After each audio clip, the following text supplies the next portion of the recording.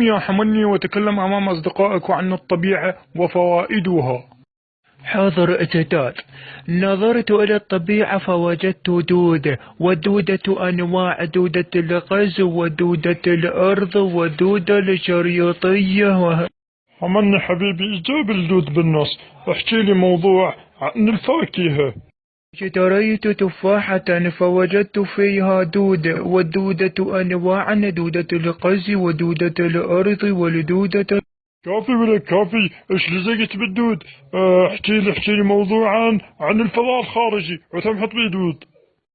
نظرت إلى السماء فوجدت أطباقا طائرة ومخلوقات فضائية بهذه عيني التي ستأكلها الدود، والدود أنواع: دودة الغاز ودودة الأرض والدود.